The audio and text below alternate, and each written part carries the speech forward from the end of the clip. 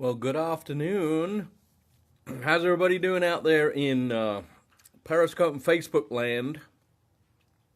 This is Neil Palache with the Wealth Creator Company for Women. For those of you who don't know, I am a money coach. I work almost exclusively with divorced and widowed women. Women are going through separation, marital transition, as they say. And I am glad to be on the line here with you this afternoon. It is a beautiful day here in Southern California. I hope that everybody all over the country is doing okay. I know there's some terrible weather and floods in certain parts of the country, so my best to those of you who are going through that. And I hope that all is well, everybody's safe and doing okay. So, today, as I had mentioned on Facebook and other posts, Twitter and so forth, I wanted to give you some quick real estate tips. I don't know about you. Well, maybe this is just because of who I'm in contact with currently, but I have been talking a lot about real estate lately, or should I say people have been talking to me a lot about real estate lately. And it's all in discussion format. As you know, I'm not a licensed realtor or in the mortgage business. That I leave to those people who have those licenses and do that as a profession every day. But I certainly have my opinion, and from a client perspective, I'm always looking at opportunities for people to make money, save money, generate income, and so forth. So I wanted to give you some quick tips today that would be helpful to some of you, maybe all of you. I don't know, but let's look at a couple of things here. One of the things that is very important to most people is generating income. When I talk to my clients, that is the most important thing almost is generating income. And in some cases, there's income from work. In some cases, there is income from spousal support and or child support. Depending on age, there could be Social Security, there could be pension income. But one of the things that seems to not happen as often as I would like to see it is real estate income. And there's so many more opportunities in real estate today than there used to be. So let's talk a little bit about some of those opportunities. On a very basic level, there is technology-based real estate investing, real estate income generation through companies like Airbnb. If you're not familiar with Airbnb, this is an opportunity for you, if you have a spare room, literally a spare room in your home, to temporarily or permanently turn that room in your home into a kind of a B&B. Hence the name Airbnb. So I have a client, for instance, that generates $1,000 a month doing that. That is a significant amount of money for most people, at least for the people that I'm around, the people that I work with. It is as simple as going onto the Airbnb site and signing up, telling everybody what it is that you have to offer, putting a price tag on that offering, and then people will take a look at it because they have a big audience, so they will take a look at it and see whether or not that's something they want to do. Is that a place that they want to stay? And people will do that in lieu of hotels. They will do it because they're moving here for work. There are multiple number of reasons that they will want to stay at your place. So consider that an option. Look, it's not to say there isn't safety issues. I couldn't do it, really. I mean, I've got a family of 5 in a 4-bedroom home.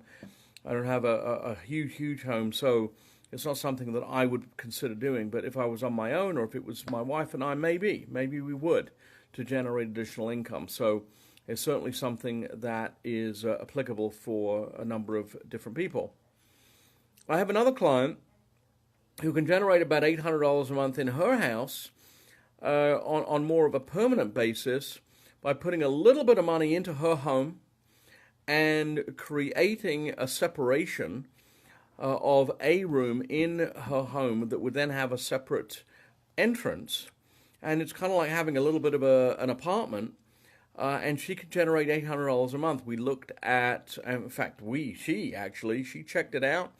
and established the fact that there was about an $800 a month market for what she had to offer, that she would have to put a few $1,000s into her home to create a scenario where it was separate, and that she didn't feel like she had, somebody really living in the home, although there would be.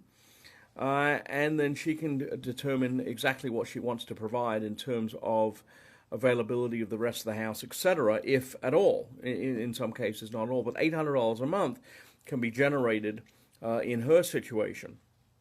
I have another client who has a home that has a detached garage.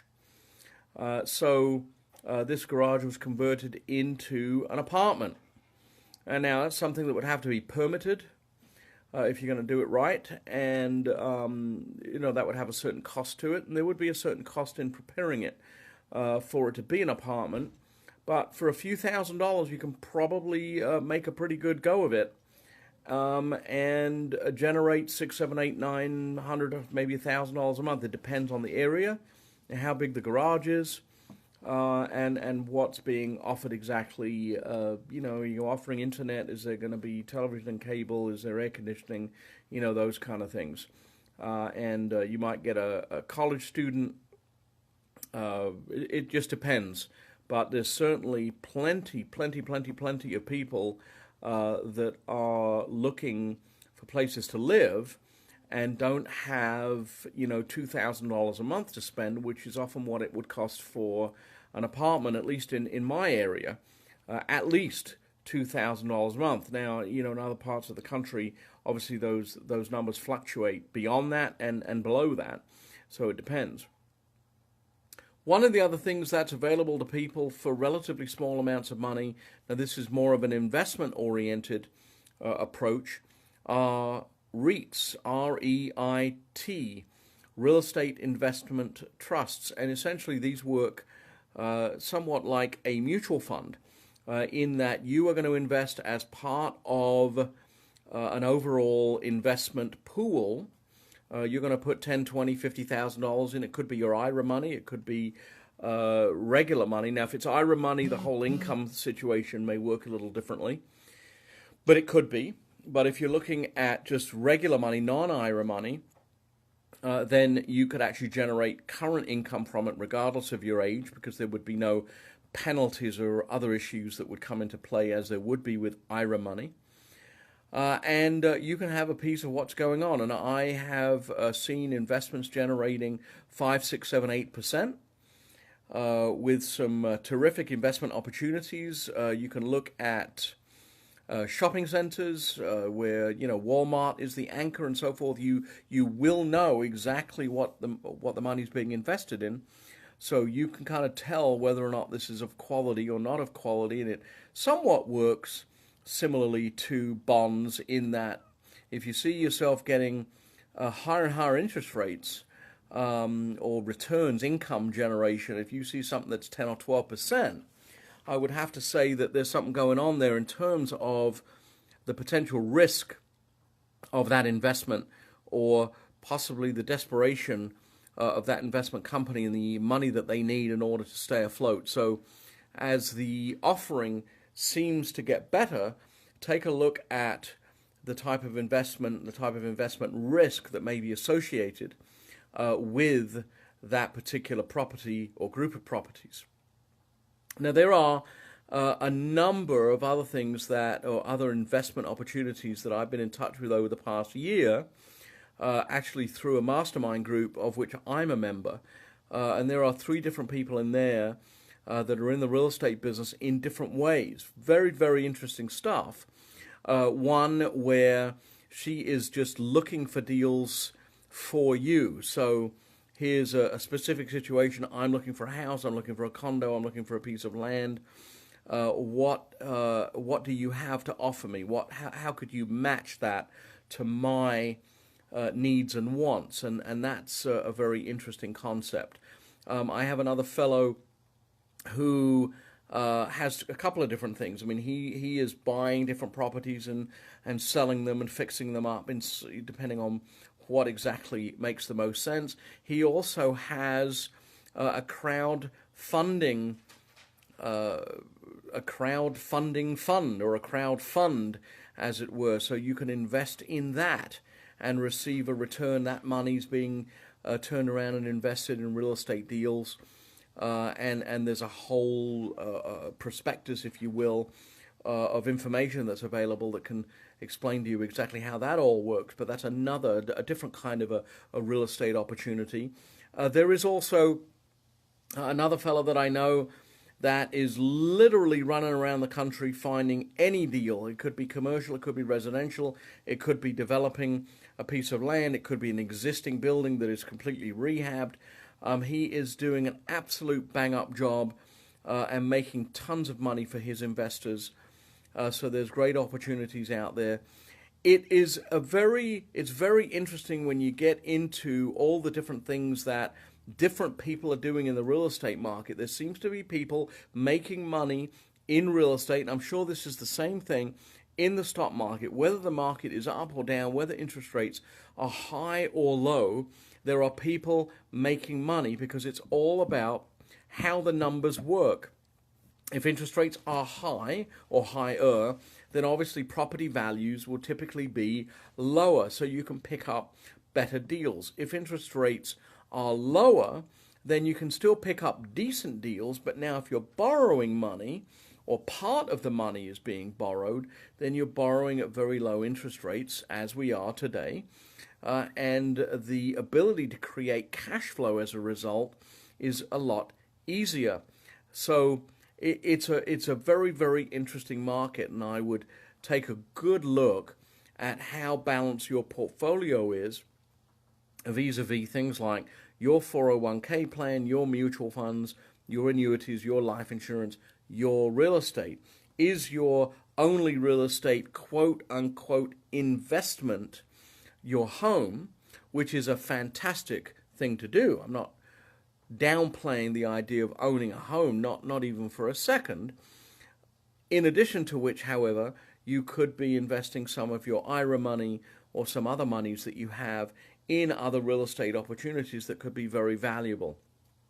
One of the things that I was talking to a client the other day, she's going through a divorce, and they being the current husband and wife, they have a couple of properties, a house and a townhome. And, they're going to split the properties in a certain way. Obviously, they're going to even it out. They can't split the properties literally down the middle. And the two properties have a very different value. One is worth less than half of the other. So somehow it's got to be equaled out, and we'll work that part out. But the question that she had for me was whether or not the smaller of the two properties should be kept, because that seems to be the one that she's going to keep, whether or not she lives in it, and it happens to be in an area that she would actually prefer not to live. She wants to live where the house is, but the house is going to go to the husband in this case.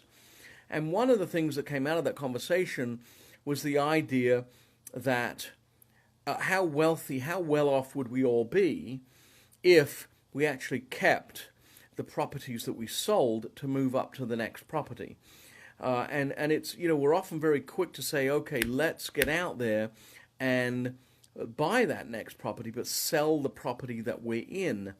Now, in some cases, you have no choice because you need the equity in that property to buy your next property, and that's completely understandable. But there's certainly a very, very good argument to say, hey, if there is any way for me to keep this property and rent it and use it as an investment, it would certainly behoove me to look at that as an option and find a way to buy that second property without selling the first property. Now, admittedly, you've got to be in a position that you want to be a landlord, that you can be a landlord, that you understand the responsibilities of being a landlord. But I know for a fact that if I had kept all of the properties that I've sold over the years, I would be a much wealthier person than I am today.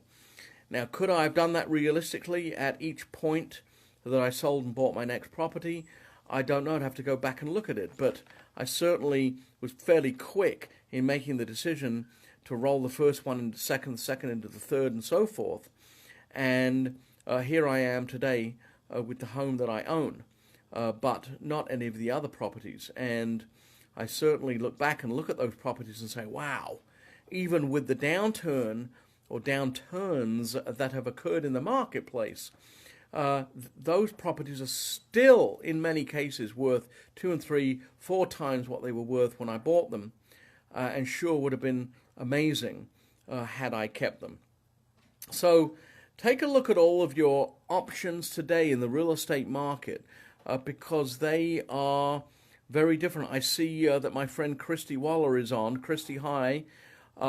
She is in the mobile home market. She specializes in working in the mobile home market, sells mobile homes, and helps people get into that kind of property. And those can be wonderful. They can be wonderful investments. They can be wonderful places to live. So again, that's another option for those of you who are looking for things that cost less. They just simply cost less to buy. And so, for $100,000, for less, little more, you can buy yourself quite a nice mobile home. So take a look at that. I'm being asked, are they just for seniors? And I'd have to refer you to Christy for that. So look up Christy Waller on Facebook, Neil, because I know that some of those properties are only for seniors, but seniors start at 55 in many cases. So a senior is today not what a senior used to be. I'm almost one. In March, I will become one. Woohoo! Yeah, not. Okay, so look, there's some great opportunities out there. As you know, I like to keep these short and sweet. It's been about 15 or so minutes. I really appreciate you all being on the line, and this broadcast will be available to listen to on YouTube. I'll also be posting it on Facebook and some of the other social media outlets. So this is Neil Palache signing off on Monday, October the 10th. Have a fantastic week. Thanks very much for listening.